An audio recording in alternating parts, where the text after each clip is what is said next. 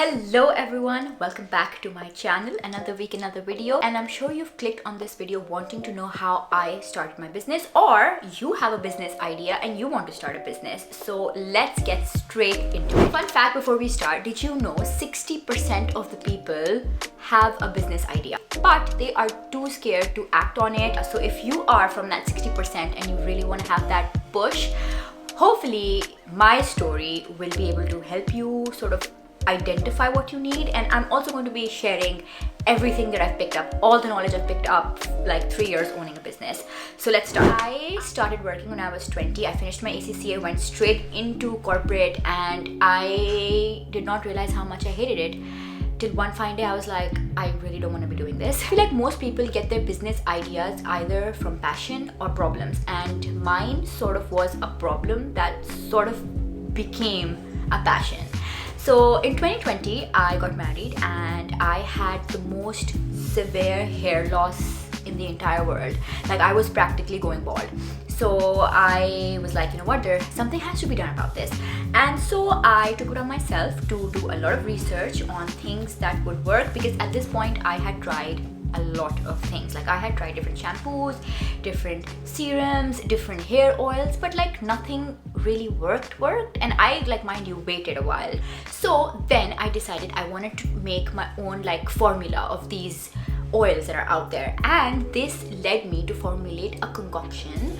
And I made like 20-30 different types of concoctions, and I tested them for like a year, 2 years, and then I finally narrowed them down to 4 variants which I launched. I'm going to focus on 5 areas mostly, and we're going to talk about how to come up with a business idea, where to get your raw materials from. So going to be talking about a new product we're launching and the most important ingredient to be successful. So I guess the first step to starting a business is coming up with an idea. And as I mentioned before, most people already have an idea in their head. Then I realized if it helped me, it could help other people. If you don't really have an idea and you want to start a business, there are some ways where you can think of different business ideas. More on this later. Stick around till the end of the video and we're going to brainstorm some ideas at the end. For starting, here is a list of things that you need to think about. First of all, how are you going to start the business? Do you have enough capital? If not, do you plan on borrowing? If so, how do you plan on borrowing? Don't get overwhelmed. This is not that hard. This is how I did it. So I knew that I wanted to start a hair care business after facing a specific problem with hair fall. And so I had been buying a lot of different types of essential oils and carrier oil. Biggest thing that helped me get an edge was my research. Now, research is so important, because then you not only know what you're looking for, you know how to spot a good raw material from a bad raw material. And this is research online, like you read about different things, what is something which is targeted for a specific product. Like, for example, coconut oil. What are the advantages of coconut oil? Who is it for? What kind of hair is it for? What kind of results do you see in a short term? What kind of results do you see in the long term? And that research led me to make like a whole presentation of different oils that I could be using for my business. Then the second step was actually going out and doing the market research. I went out and I tried to find vendors. Like, I knew where to buy these specific categories of oils and serums online, but obviously these are retail prices. And if I want to start a business, I don't want retail prices for my business. I want wholesale prices. So the task number 2 is to find the right vendor for your business. And this is a very important step, because the raw material makes or breaks your product. So you want to be testing out, you want to be asking the hard questions, and you want to be completely sure when you source the raw material. My biggest takeaway here is to be 100% satisfied with the raw material you are purchasing, because that is like the base of your business. The second most important task for me personally was packaging. And I feel like for any business would be packaging, because packaging is one of the biggest pulls for a customer when they see your product and they decide, like half of their decision making is from what they see. Initially, I wanted to go for something super colorful, but at that time, my research led me to believe that a clear-cut, clean, aesthetic sort of packaging was in, and that is what we went for. I designed this packaging all by myself on Microsoft PowerPoint, and it wasn't so hard. I used Illustrator to draw a couple of things out there which I saw online, and voila, we had our packaging. And then I feel like this was the easy part because I was doing this and I was pretty passionate about this. Mind you, I was doing this while I was working, so I was doing this in my spare time. I had not left my job till then, and I think the hardest part was to finding a vendor who would make my vision come to life. We visited a bunch of different vendors. We had a very specific sort of box in mind. That was, we had a cardboard like box which wouldn't squish because we were going for a glass bottle. One horror story I have with packaging is that we finalized a vendor.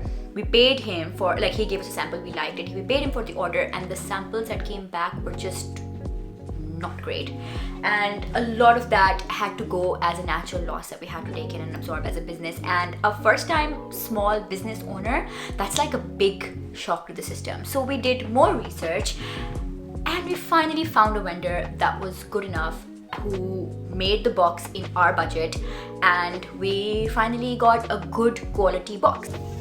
This is the finished lavender box. We've added a little bit of ribbon on top and it looks so pretty.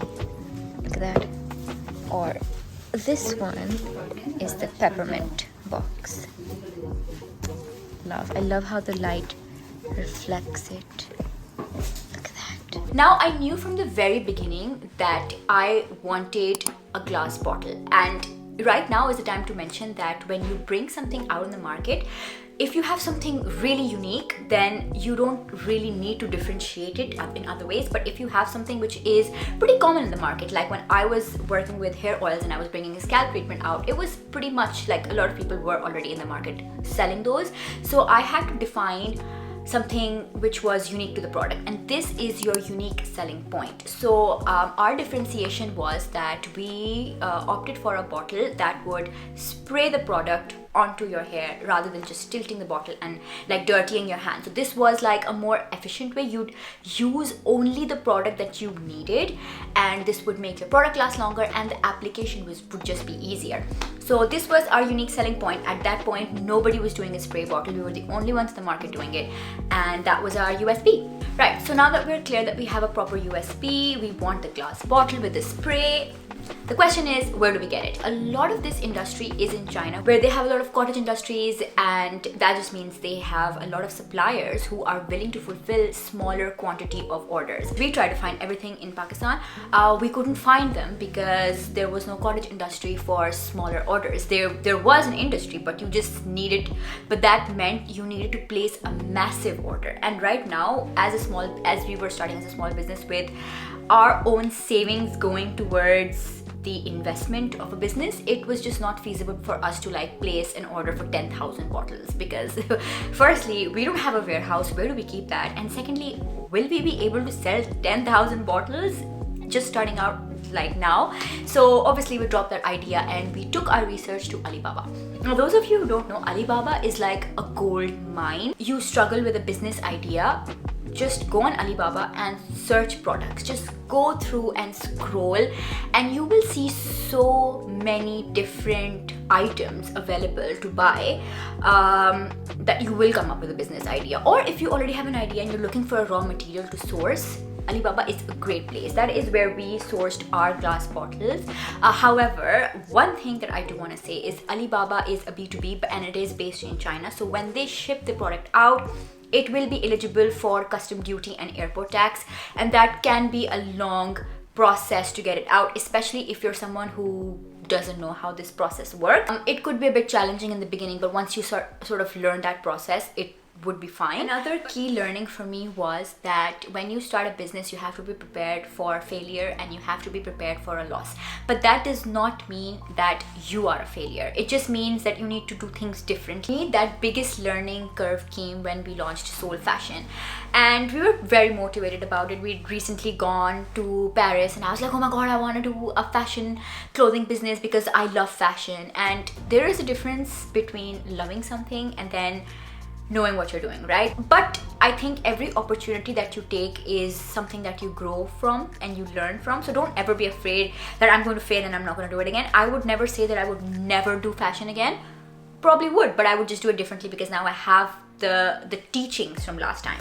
Knowing that information has enabled me to figure out our strengths, to figure out our weaknesses, and sort of do a SWOT analysis as to which direction we want to take our business next. So something that has come very organically to Soul Care has been the launch of 2 new products that we are bringing out, and that is a shampoo and a conditioner. I started testing out the shampoo and hair conditioner samples in 2023, and I tested them on a different variety of hair. So curly, straight, colored, dry, healthy hair, and we have a lot of research since then to prove that this actually works. Yeah, so just wanted to say that मेरे बालों का texture feels really good. Hair, anyway, this is air dried hair. Looks good. हाथ जब मैं चलाऊंगी अपने बालों में, it runs through it. That's the biggest thing if your hair is healthy and your hair runs through और कोई बाल टूटे हुए नहीं आ रहे. That means your hair is pretty healthy. And मेरे जितने भी breakage था वो thanks to my scalp treatment. It's all look at the breakage. It's all bad and इतने लंबे हो गए हैं वो वाले बाल भी. नीचे से भी अगर मैं आपको दिखाऊं तो this was all breakage and it's all long now. So hair is definitely back. यहाँ पे मेरा काफ़ी था मैं जब यूँ करती थी ना, you could see कि ये वाला part बिल्कुल खाली हो रहा था. So obviously this hair is also back. And shampoo के हिसाब से I think good shampoo, but conditioner we need to check the conditioner, the consistency. Those are the initial updates. Wanting to develop a shampoo for a very long time. That was just not the only reason that it was it felt that needed to be the next product. But because I have been coloring my hair for so long and I have noticed that some of the shampoos really dry out your hair or they don't really do much. You use it and you come out of the bath and you're that didn't really do anything. And when you have colored hair, I feel like the hair needs an extra pick-me-up. So I wanted a shampoo and a conditioner that would help tame the frizziness in my hair. But I want my shampoo to make my hair really soft. I want it to make my hair really shiny. I don't want my hair to feel completely dried and sucked out of life when I use a shampoo and I don't use a conditioner. Sometimes shampoos can be quite drying, and that is why I wanted to come up with a shampoo that feels like it's light on the scalp. It doesn't feel like it stripped my whole scalp off of my natural oils. And that is exactly what we did. We've been testing this shampoo since I want to say 2023. And it's now 2025, so we've had a good 2 years to test these products. I felt like it worked best when you combine them together because obviously they sort of complement each other. And I was very adamant that I wanted argan oil in my hair mask, which is the conditioner, because I just felt that argan oil does so well. The variant that we sell, which is rosemary, it has argan oil as one of rosemary and argan oil as one of the key ingredients, and it is to date our best selling scalp treatment because it actually makes your hair that good. It helps in putting in shine and stimulating hair growth, and I just wanted that. I wanted the shine.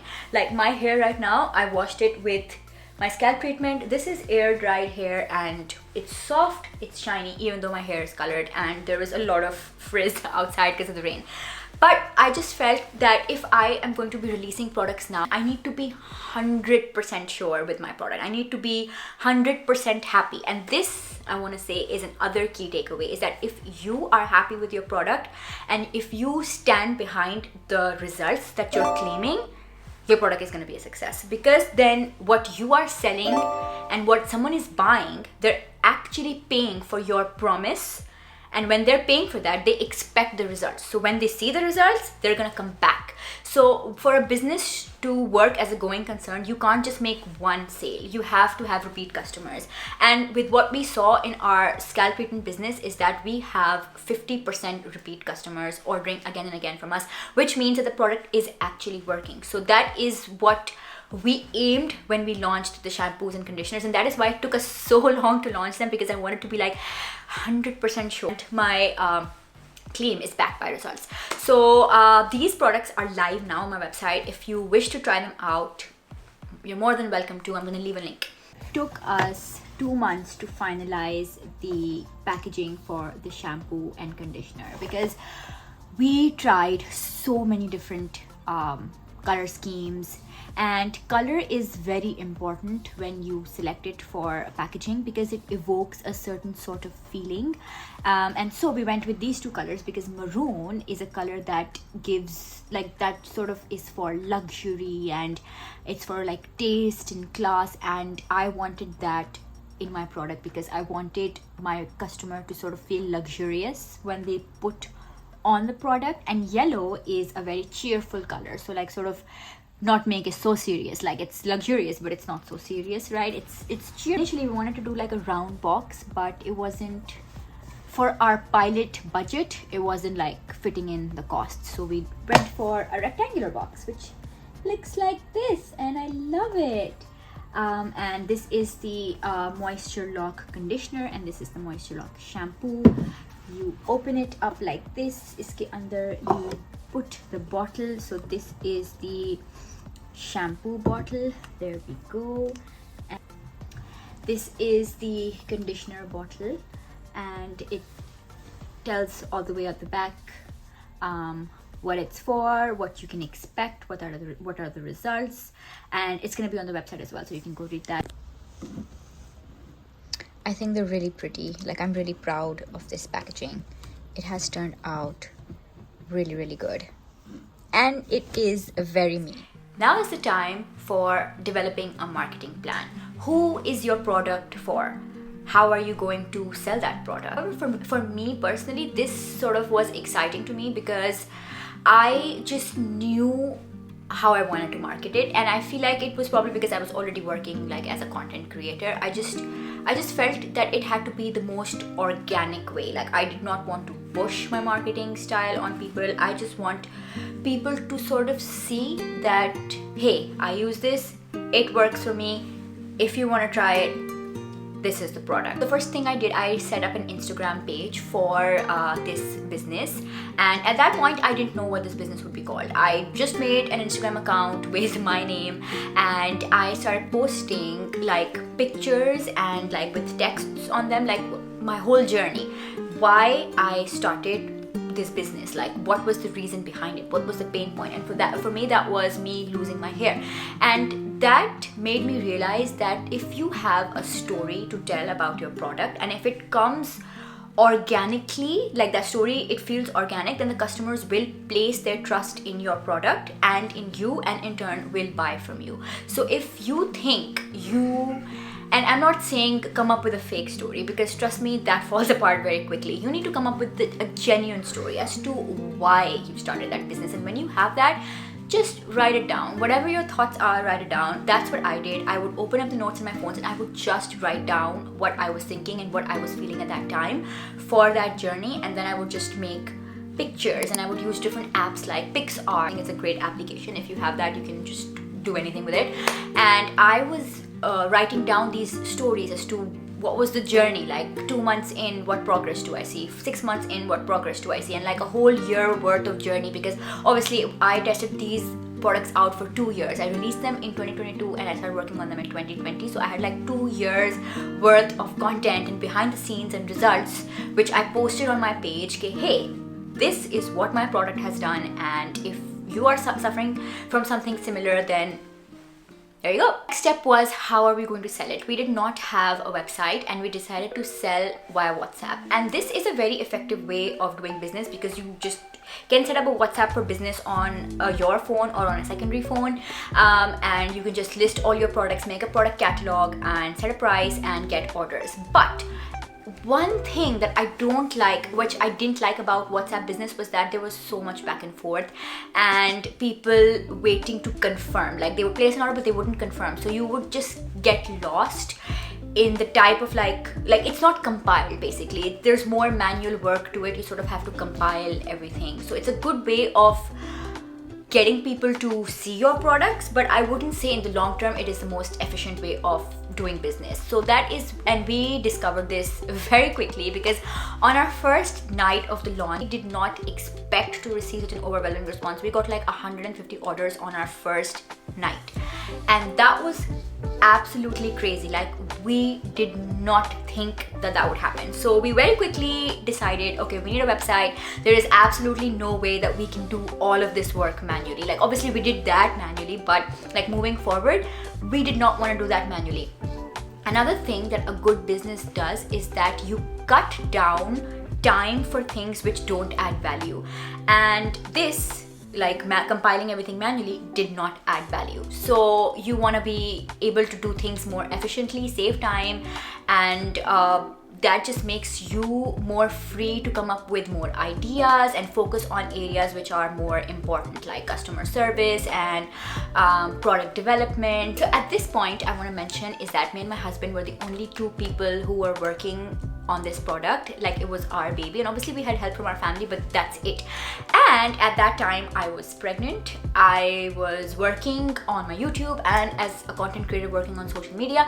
So I was like stretching myself a bit too thin, and I was like 5 months pregnant at that time. So I was pretty like overworked. So that's when we decided that we wanted to invest in a team. We hired a couple of people who we were confident that they would not share the recipe of our products and would work like, work in a way that you want to hire people who would treat your business in a very high esteem, because you don't want demotivated people working for you, right? Like, just think about if you're demotivated at a job, you're not going to be performing the best. So you want motivated people to be working for you. Another key takeaway here is customer satisfaction, which is very hard because there is no way you can receive like 100% customer satisfaction, because a customer is never really satisfied. And I learned that after starting a business. So one of the biggest things which I think drives the marketing of your product is your customer service. So if you have bad customer service, people are going to talk about it, and it's going to do all sorts of bad, negative publicity for your business, and you do not want that. You want people to be talking about how good your product is, but not how bad your customer service is.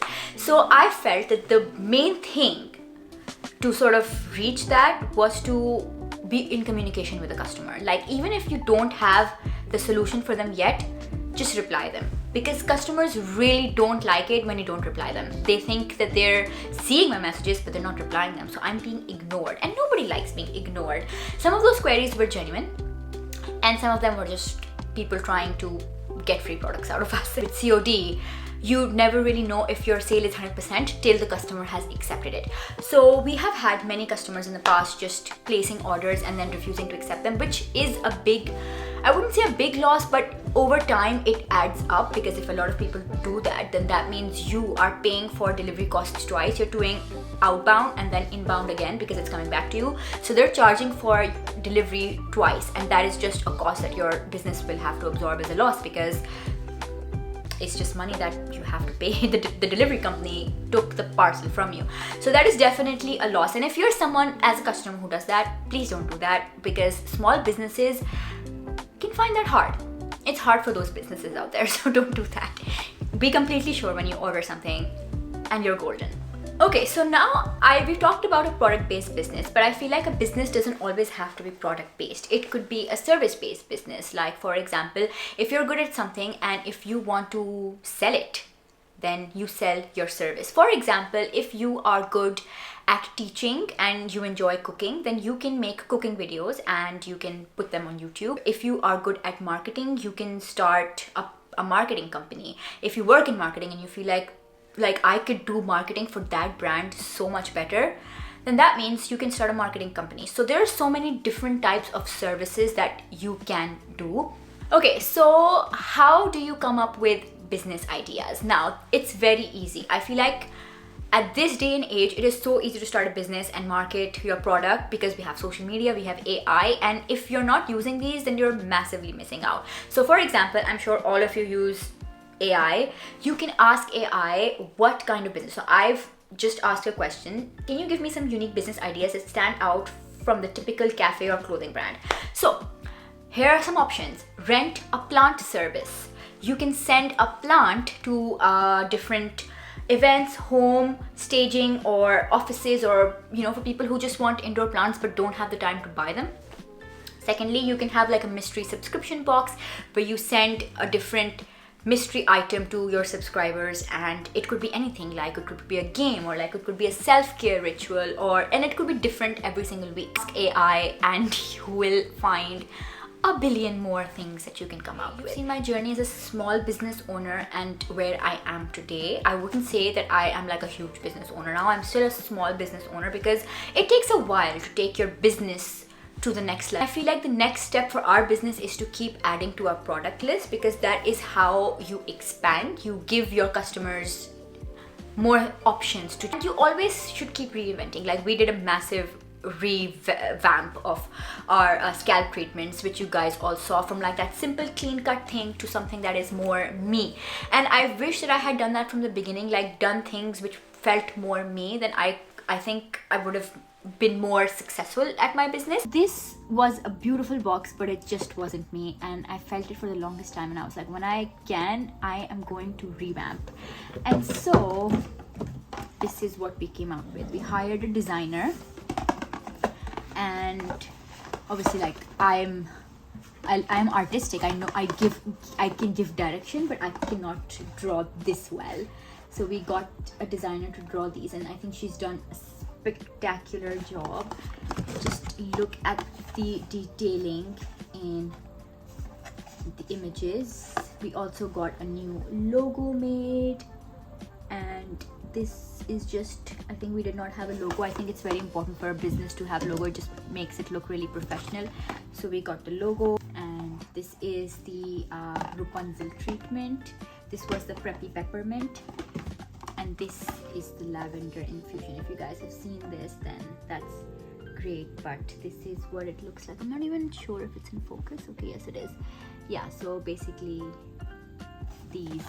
And for the bottles, we just got something very simple, and this is what it looks like. The lavender in this is the weekend routine. We discontinued 2 variants and sort of created a hybrid version, which is the weekend routine. So we have that, and this, in my opinion, is just more me. Like this packaging is what, if you expect a product release from Anushae, this is what it's gonna look like. It's gonna be colorful and it's gonna be eclectic.